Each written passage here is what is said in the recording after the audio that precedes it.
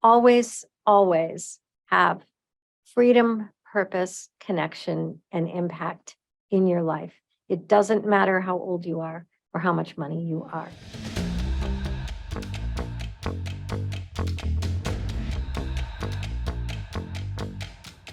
Welcome to the Break Free podcast. I am your host, David Mansella.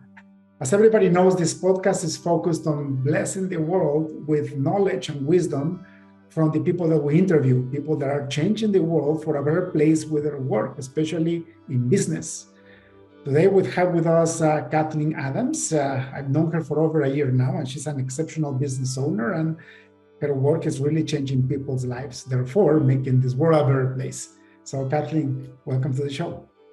Thank you so much, David. It has just been such a pleasure getting to know you well because we connect on so many levels, and I'm grateful to be on your show today. Wonderful. So Kathleen, can you please tell us your full name? Where do you live and what do you do for a living? Sure. Kathleen Adams. I live in Southern California, Manhattan Beach. Originally from Chicago, so I have cultures on both sides there. and you know what I do is I help people in their second 50 years gain financial confidence, look at expanding opportunity, and then exploring how to enhance vitality. All of that is part of my wealth planning practice and part of what I call the second 50 movement. Second 50 movement. That's wonderful. And when you said the second 50 years, it's very impactful because I'm actually turning 51 on February. Oh, that's great. You're a baby in my world. Tell me, why do you focus on this part of the population where they're actually past their 50s and they're still looking for financial security, or maybe they have financial security, but they're still not fulfilled yet, right? Right. I think it started because we discovered especially over the last 10 years, that the majority of our clients were crossing over 50 and starting to look at, what is it that I want now? And also looking at, hey, this will be the first time in my life where I may be starting to consume my wealth versus create it. And that can get pretty scary. So we noticed there was a significant mindset shift in people in this time frame. And we started feeling like we could listen well and zero in on how to help them. So we thought we would narrow down our focus and really do better to understand who these people are and how we're going to be able to most help them. And what we discovered is that understanding how to create an income stream that you won't outlive, even when you're very wealthy, is very important when you're not getting a paycheck. It's very important. And so we recognize that financing your own lifestyle is big, and we needed to really understand what the lifestyle is. But then once we do that, we started discovering people seemed, not all, but many, a bit restless, antsy, less than thrilled to be living this life that they have worked so hard for. And so we recognized we needed to open the door towards perhaps some new opportunities. Like a new idea, something novel, something to make you feel a little bit more excited to get up out of bed in the morning versus the usual, which is the travel and the grandkids and, all the things that we all enjoy. But the third one was, if we got that far, if we got you financially confident and we helped you figure out, oh, there is a little something more I would like to do during this time, then you have to show up with the energy to enjoy it. And that's how we got interested in what I call vitality enhancement. And all of that is for this second 50 group, most right now of whom are baby boomers. If you know that group, I'm one of them. We're a pretty unique group. So yeah, I'm fascinated with it. I love it. I'm constantly learning. And I know that we're starting to help people well. That's fantastic, Kathleen. And you know what? I think perspective is a big factor in all this. And I tell you that because I have been blessed to enjoy the winter this year back in the country where I was born. So right now I'm in Guatemala. I'm not in Canada where I live. And we did that on purpose because we spent 32 winters in Canada. So it's time for us to enjoy a little sun during, the winter months, which can be very hard. But while we're here, I mean, don't get me wrong, we live in the best area. We chose the best area of the city to live in, and the comforts are just the same as they are in Canada. Like the city has evolved dramatically in the last 30 years, and 2 million people live within a first world country economical environment here. So it's very nice and beautiful and safe. But the reality is this country is still a third world country, and most people live with $2 a day. $2 a day. And I tell you all this because it's changing my perspective, right? I think our humanity, we just focus on what we perceive, and we always compare ourselves to the people that are around us, and we focus on what we learn from media, advertising, social media, Yep. you name, movies. And the problem is that we don't realize that all these venues are there to make you feel that you're not enough, that you don't have enough, so that you keep consuming consistently. I went to a trip to a lake. It's called Lake Atitlan. I just came back last night. I was there for two nights. The natural beauty of that lake is just overwhelming. They have 3 volcanoes around the lake, and then you see 2 more huge volcanoes behind those 3 volcanoes. They are like 50 kilometers away from the lake. The lake is clear turquoise waters, and the people around the lake live with $2 a day or less. I never saw anybody crying because they didn't have enough money. I didn't see desperation in the people. On the contrary, they were happy. And on purpose, we stayed in a little town. So there is like 5 towns around that lake. We stayed in a little town with 5,000 people, all native, super peaceful. And we walked around the town. We went to see the local church. They have 2 churches, and they call for prayer, and people go and pray. And we saw this family where the husband and the older kid, they were working on a boat, and then at noon, mom comes with the other daughter, and they bring lunch for everybody, and they just sit down and have lunch together and just enjoy the view. And I'm like, these people are happier than a lot of people that I know in the USA and Canada. And it's changing my perspective on like this anxiety that we feel to make more or achieve more, especially with wealthy people like us. When is it, what is enough, and when it's enough? We have to change our perspective and start enjoying life. Now, there is another side of us that I truly believe that has a huge impact in our life. When we stop producing, we start feeling different. And it's because we are made to build, we're made to achieve, we're made to produce, because we're made under God's image. And He's the eternal producer, and He's the one that created all this. So that if we're made under His image, that's why I think sometimes when we stop working, when we retire, we still feel that we are not adding value to the world, and we feel frustrated. Isn't it? It is. And I think you just hit it, David. You said, if we're not adding value to this world. And so I think what I've seen among the second 50 is the restlessness is about that. So they know that they have plenty to live on. Most of the time can have a really good life, but it's, what am I doing with my life right now? Is it enough? And even for people living the beautiful, simple life that you're just talking about, they're adding value. They're enhancing all their relationships, right? Having lunch together every day. I think a lot of that is missing because people enter their second 50 years not knowing what they really want anymore. Mm-hmm. Life has changed so drastically. Their mindset feels like we have a clock, and wow, we're winding down. So watch out. This is the second half of life, which I hate that. So that's why I call it the second 50. What if you felt like you did have enough time? What would you want to do? How do you want to feel? Where do you want to be? Yeah. And you don't necessarily have to add value to the world with the business you used to have or that you used to have. It could change as long as you're making somebody else's life better and easier, which is what every business is about, by the way. But in a personal level, for your people that are watching this, for your audience, it could be just focus on something that helps people in need out of your heart. And it goes against your own nature because you always feel like you need to collect and you need to hoard wealth so that you will be okay. But when you start helping unconditionally other people, that's when you start getting fulfilled. Right. And it could just start with your family, right? Just your family, Yeah. your community a little bit, some really good friends. Is there something you could do?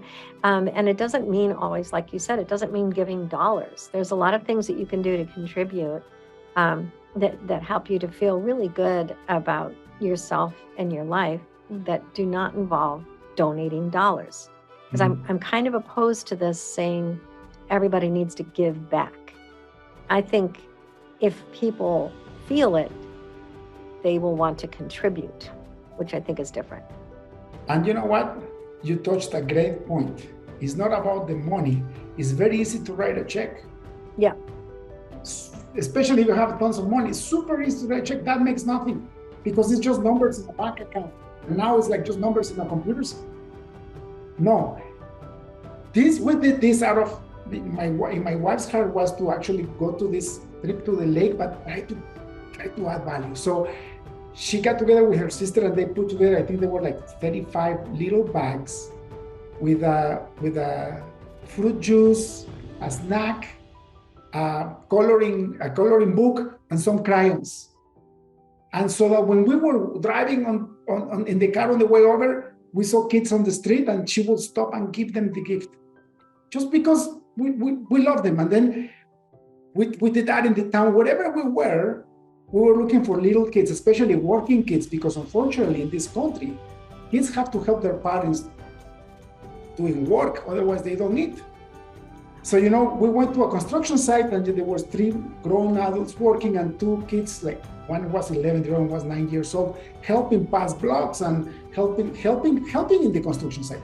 So we asked their parents, is it okay if we give your kids this gift? And they were like very pleased. And the kids were like, when you see these kids smile, and their eyes open and their smiles get filled and their heart gets filled with love, we got more than what they received. And it wasn't money, right? We couldn't give them money, but just giving them that gift, like it's just, a little something for them to be kids still. It's just so fulfilling. Yeah, I agree. And just what you did by going to live in your home country, live in another place, different lifestyle, I think that's missing a lot for people in their second 50 because that's actually novelty.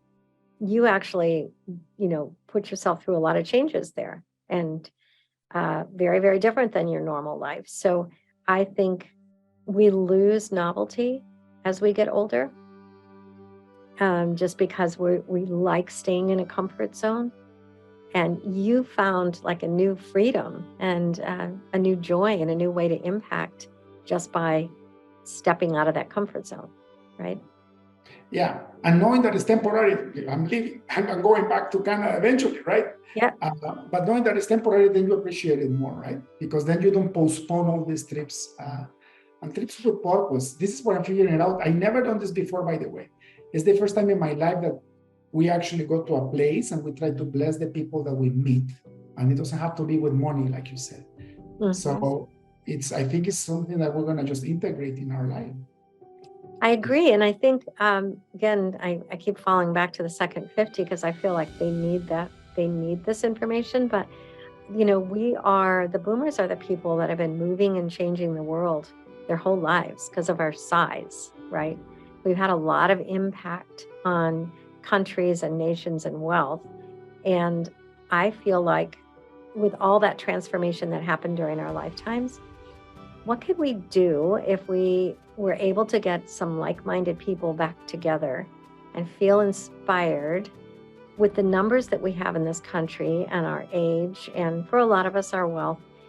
What could happen? It could be pretty amazing, even if it's just solving a small problem, or even if it's just helping each other feel more excited to get up every day because you're exploring something new like quantum physics or how to solve a problem that's been bothering everybody in that little group. It could be really fun. Those are other things that I can see. Another thing that, I began to grasp, and then I don't think I'm old enough to think about this, but I have plenty of examples in my life where we are so arrogant that we think we're going to live a long life. Mm-hmm. We have no idea where we're going to be our last day. No. No idea. And so that you have to make the most out of it. Time is more valuable than money because you have no idea how much time you have left. Right? Totally. It's totally more valuable. I think every person on this planet would agree. Time is, and it's something you can't buy back. You can have all kinds of money, but you can't buy it back. I think it's just, for me, it's if we're getting up every day, happy to be here, and not feeling like tomorrow could be the end, just recognizing that today is really important, that's going to make a difference. And I believe what happens is people just get into comfortable routines, and it isn't that time is wasted, but it's, it's lost some purpose and some, I think the zest for life changes a bit when you're just involved in routine every single day. I think we should be looking for freedom and connection and impact again. And that's going to help everybody live better. Yeah. The people you can help and yourself. You know what, Caitlin, you don't need to go to Guatemala or to Africa or to any third world continent to see the need. In your own state, for people that are listening, don't make excuses. Go to the bank, make $5, $10 bill change and bring 100 bills and just walk on the street, and every homeless person you see, just give them the money and tell them God bless you and mean it and come back. It's just a challenge and see how you feel after you did that. Mm-hmm. Well, there's plenty of ways, that's for sure. There's right? Plenty of ways. and I know that for a lot of us who have grandkids now, we really care so much about what they're learning and, how they're going to be able to live their life in the world as it's going to change dramatically from what we have. So there's a lot of ways we could get involved in that too. I think we have a lot to offer, a lot of wisdom and experience, and we could do it in very creative ways. But I just hope that people will feel a little spark that they want to use their wisdom and their wealth in more creative and novel and exciting ways than perhaps a lot of us have been during this time.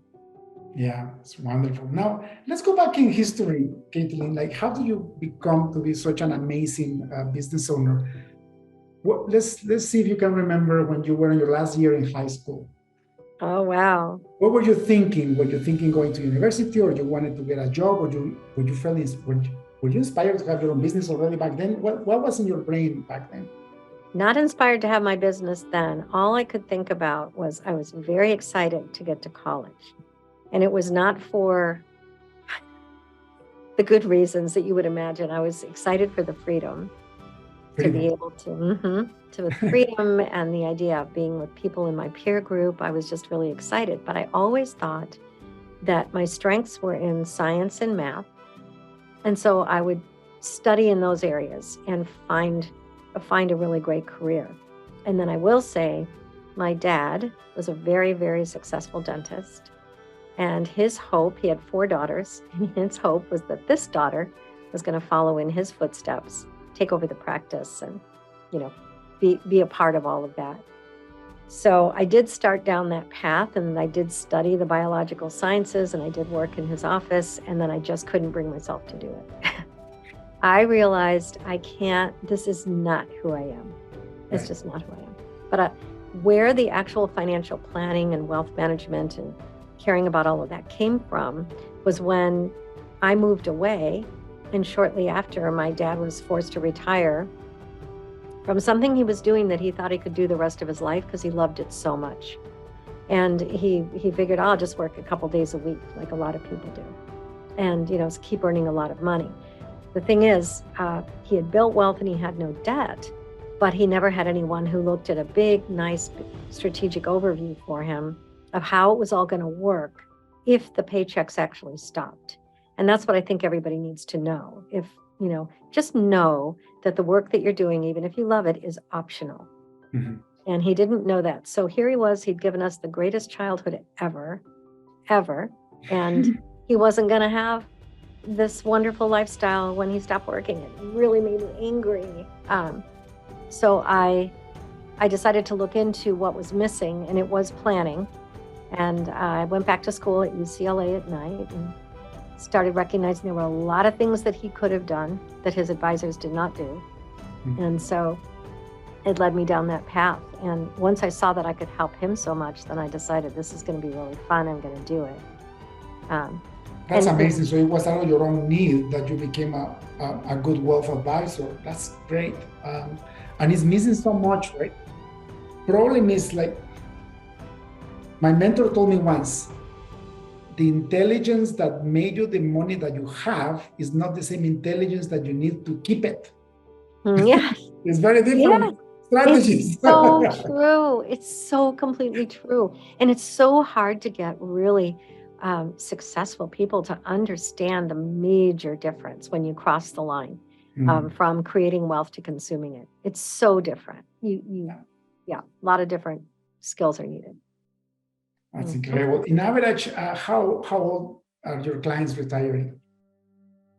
At what age? Uh-huh. I would say we have about 50-50. I think the corporate executives type of people retire more often and a little earlier. So they leave their really big positions and they have, enough wealth, and they just need to get out. Problem with them is, getting freedom from something is not necessarily giving you freedom to something or towards something, right? So those are the people that are struggling, a lot of those executives. A lot of the professionals and the people in the service businesses who own their own businesses are staying in. So they're not as anxious to sell unless they get a compelling offer and they feel they have to do that. But yeah, probably about 50-50. You touch a great point. When you're a business owner and you found success with your own business, you have more control, right? You can say, you know what, I can start delegating more. I'm still going to be on the business, but I'm not in the business. Who cares if I don't sell? But when you have a big position in a huge company, the pressure is tremendous, and you're still an employee. And even though you might be financially wealthy, you're used to a certain lifestyle, and you stop that all of a sudden, you create a huge chaos in your life. Like, what would you do with your time? I imagine that. I know, you're so exactly right. What I hear is that the time and the freedom is delicious at first. So you're just, I don't have to get up at this time. I don't have to report to anybody. I don't have to do this. But that does wear thin after a while. And that's where I see people slotting in. Well, if I walk the dog at this time, and then I'm going to do my exercise, and I'm going to meet so-and-so for coffee, and then I'm going to come back and do this. You've set up these routines to fill the day. And I think that's part of what happens. It just gets sort of boring for the executives. But the other thing that I notice is some of them do have these side passions where they're starting to think about something else they could do. So that's the other thing I like. I'm hoping to spur that on and ignite that a little bit. My dad retired at 72, and he became a painter. He produced his own wine. He learned how to brew beer. He started traveling, to Europe and other countries. He would not stop creating in his own terms now, right? But I never saw him bored. He died at 82. And so basically that last decade, it was the best time in his life. I love that. I love hearing that. That's a perfect example of what I'm talking about. It is about continuing to do something meaningful for yourself and creating. I think your dad probably enjoyed that time of his life as much, if not more, than anything else. And that's what I would like a second 50 years to be for the majority of people. Mm-hmm. Also, I believe when we get older, we get closer to our own, facing our own humanity and researching spirituality, right? For me, I follow the Christian faith and I'm born again Christian, and I believe in the Holy Trinity, and I believe we're made with spirit, soul, and body. And I'm just going deep into scripture every morning. So I put God first. And that's why I have this podcast, by the way, right? To start blessing back the world and let them know that there is more than this 80 years, if we're lucky enough to have 80 years in life. So for the people who are reading, just be curious. Look at who made you, how you were made, what's your purpose in life, because you finally have time to figure that out, isn't it? Yes, it's true. For the first time, you're not getting up following an agenda of goals that are expected of you in your 20s, 30s, 40s, 50s, right? I mean, you start to see that there is something more to this life. And I think you and I, because we both have a shared interest in energy and quantum physics, for me, with a background in science and math, that really brought everything together for me. It's like, wow, if we really are composed of energy, if we really take it down to the subatomic level, how in the world do you ever destroy us? You don't. So, right. So it's so much easier to delve into spirituality in today's world, in my view. Definitely. And I think it's very helpful. Consciousness, right? Like, the Bible says that you have to believe, and believe is faith is believing in what you cannot see. But now we're beginning to see. So yes, actually your faith, you still need faith. But people say that it takes more faith to be an atheist than to believe in God. I've heard that too. I have heard that too. If you look at if you're a pure scientist, I've been doing a lot of research on this. This scientist, he started to study the Bible just for philosophy and for historical facts, like going back to archaeology and history. And you know how in court, when you have witnesses, if you have enough witnesses, that's how the court decide. So that he created a complete scientific approach to Christianity. He was an atheist. He believed in nothing. And at the end of the period of years that he actually started researching, he actually, gave his life to Christ, because the evidence was overwhelming. And now with advances in science and technology, it's just more and more real. It's incredible, isn't it, David? It's so fascinating to me. I just keep learning and reading and learning and reading, just as something separate on the side. But I think that's going to happen to a lot of people. And again, it might be one of those like-minded communities that come together in my Second 50 movement, where bring people together who are exploring things or maybe never believed certain things, and let them have conversations. I have a brilliant client who was on almost every space mission that went to the moon and beyond. He's retired now. But he had a big turning point in his life, because here he is, an aerospace engineer, top of the game, project manager. Everything is about physics, science, and math. And he found some things out in his later life that were just shocking to him. And he started hosting workshops at Northrop Grumman, to help people start to understand what he found out. He was sharing it. And I love people like that, who, again, he was willing to go past everything he had learned before. Because everything we learned in the early years in my age group was different than what it is now, right? Especially the science part. And I think it happens with every generation, right? Yeah. Because if you look at yourselves, right, but you look at your grandfather's generations, I bet it was completely different too. Yeah, that's a very good point. That's so true. Maybe, that we all, we've all going so far past. I think it's just so exponential right now, what we're discovering and seeing and learning, that it's gonna make it hard not to explore. Just to give you this analogy, right? Like my grandma and my grandpa they grew up in a farm. Still, my grandmother was born in 1903. Most of the roads were dirt, and they were riding horses still. The car just got invented, right? And it was this novelty where horses were way more efficient than a car. Yep. This is how fast we've grown. Now we're planning to go to Mars. Imagine that, like in 100 years. And it's going to keep growing exponentially. I don't know if you've heard about ChatGPT, but this is the first AI that is scary because it feels like it has consciousness. It doesn't. I actually really like Chat. Yes, David, I like ChatGPT. And there's a really good podcast that Dan Sullivan did on it. Dan Sullivan is the coach, a strategic coach, but this podcast talked about it and how he does not believe it doesn't have wisdom. So it's always searching for what it can find already in print and putting that together for us. And I find it pretty fascinating. But yes, I don't think it's going to get anywhere near what some of us might fear. I know, but it's scary because, well, I'm a computer scientist. I run a company with 60 engineers that build software technologies for other companies to grow their profits. So I kind of know behind the scenes, and Dan Sullivan is completely right.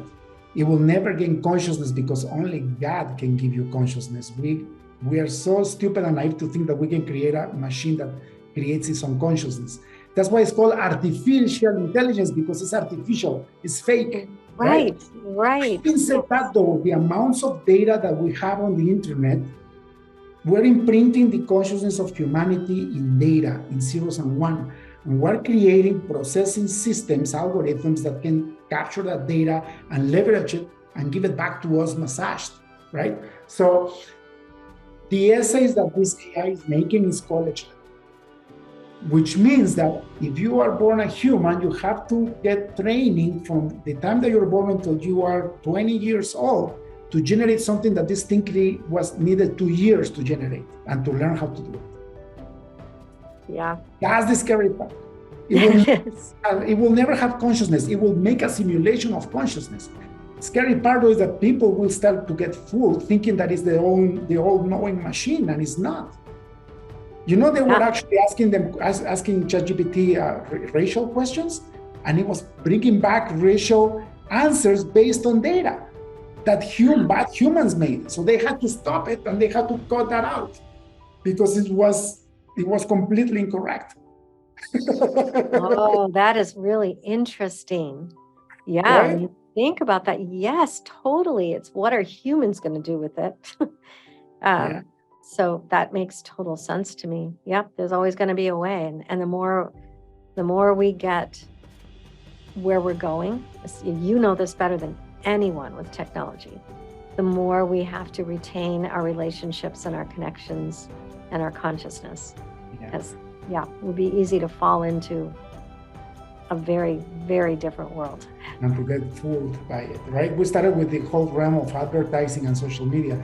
I quit social media last year altogether. If you find me on social media, it's my marketing team using my brand. But I don't go anymore because I realized how much time I was wasting. And even though I'm a computer scientist, I was letting myself get fooled by advertising. Interesting. Yes, I really don't do anything myself on social media either, but I do have a team that is putting things out and making sure that people get the message, which I think is fine. But I just haven't been able to get it really pulls you in, you know, if you get involved. Especially, I remember, when TikTok came out, I could spend 45 minutes on TikTok and don't realize when time left. Especially, there were all jokes, right? So I was like, what am I doing with my time? It's so valuable. Wasting it with this thing. Wow. And you know so much more about it than I do, David, given your field. Oh my gosh. I just got rid of it. Same thing that I got rid of TV in 2011. I never bought cable again in my life. Wow. So because of that, I'm paying money to watch advertising. So I'm like, no. So yeah, of course, I subscribe to, for example, YouTube Premium, so I can research and watch what I want to watch. But I don't let anything else that I take what I put my attention on because I know how important it is, right? It's really true. When you're breaking away from TV is a big one, but it is because of the commercials. It's and commercials and news. And news is the same thing. Their whole goal is to get you to consume more.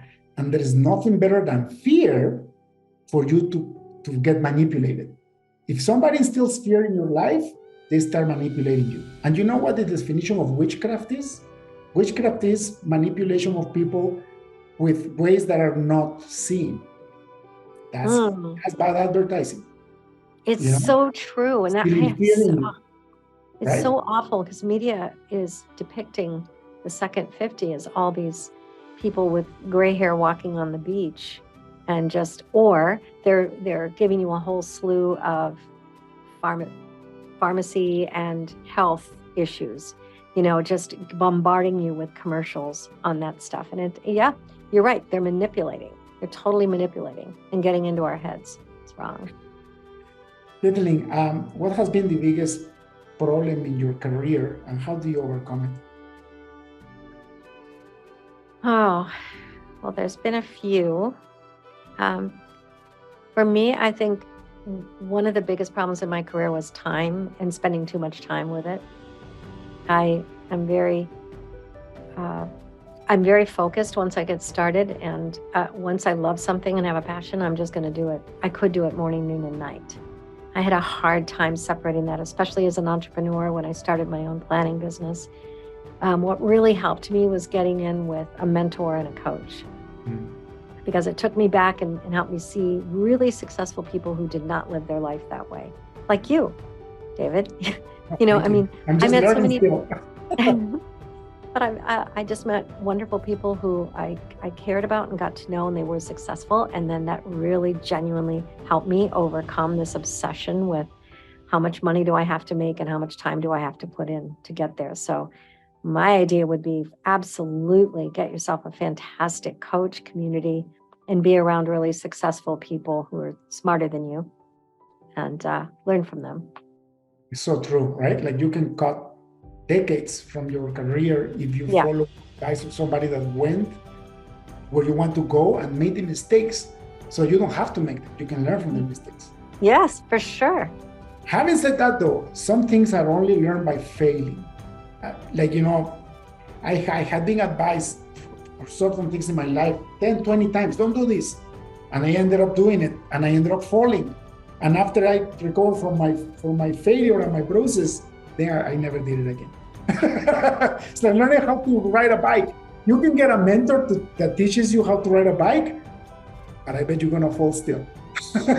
Absolutely. You got to learn by doing. Yeah. I think it's just helping you along the way so that you can get to a right path. And I had plenty of failures, so it's completely true. And as you and I both know, you just learn from failure. You have to learn from it.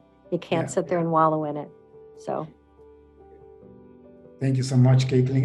I don't want to misuse your time. I know you are a very busy, super successful entrepreneur.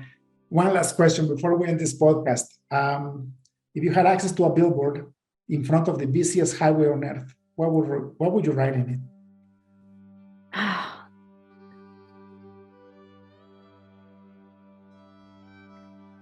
Wow. Always, always have freedom, purpose, connection, and impact in your life. It doesn't matter how old you are or how much money you are. Beautiful. Can you repeat that? Freedom, purpose, connection, and impact. I think they're all essential. Yeah. And one of the things that I noticed, thank you so much for that, so much wisdom just in the one billboard. The higher we go in the wealth ladder, the more lonely we seem to get. Have you noticed that? Mm-hmm. Yes. It's because wealth allows you to have access to exclusivity. For example, right? You ride on a plane and you have wealth, then you can go to business class. You have more wealth, you buy your own private jet. So you go from 300 people to maybe 20 people to yourself. So wealth buys that exclusivity, but only means that we don't realize that community and relationships with other humans is what is a big part of your happiness. And isolation is not. No, I love that. You're so right. That's a great analogy. And I do notice that. I also notice that people of wealth tend to have their little circles and stay within those. So if they do have friends and connections, they don't really venture out. They're not as open to getting into a bigger world of friendships, relationships, connections. So That is a problem. And sometimes because they worry that people will want something from them. Right. And what a sad way to live. I know. What a sad, worry that people will take something away from you when what they're really taking away from you is your happiness, right? Yes, it's true. Let's change it, David. It's true. And you know what? People have to get cancer or a horrible disease to realize that wealth is really just helping you to have a more comfortable life, but that's it. That's it. Temporary. We come to this world naked and we're gonna live naked. Nothing that we build. The Egyptians, they were so naive that they will when they bury their leaders, they will put all their wealth in the same tomb with them. Yeah, they will take the wealth to the afterlife. What a stupid concept. Right? That's bizarre. We take nothing with us. Nothing. We take our experiences, though. We take the love we gave, right? Yeah, that's where we're going to be really happy at the end. And I'm not worried about it at all. I'm not worried about taking with me, or I'm not worried about what I have. As long as I have my family and the people that I love and the things that I'm doing, we're fine. And we're actually not that naked when we have that, right? Exactly. Yeah. Thank you so much for your time. If people like to find about you and get your advice for their wealth in their later on stages in life, where can they find you? The best way right now is just my website. So it's www.second50financial.com or LinkedIn. And if anybody just even has some ideas or comments or interest in the Second 50 ideas and movement, I'd love to connect, regardless of whether or not they need help on the business side. So, yeah. That is fantastic. Caitlin, thank you so much for your time. Thank you for helping making this world a better place. And thanks so much for who you are. Blessings. A wonderful very week. Grateful. Thank you, David. Bye-bye. Cheers. That's all for today's episode of the Break Free Podcast. Head on over to iTunes and subscribe to the show. Starting your own business can be tough, but it doesn't have to be. Visit davidmansilla.com to pick up a copy of the #1 international best-selling book, Breaking Out of Corporate Jail. Expand what you consider to be possible and reach your full potential. And join us on the next episode.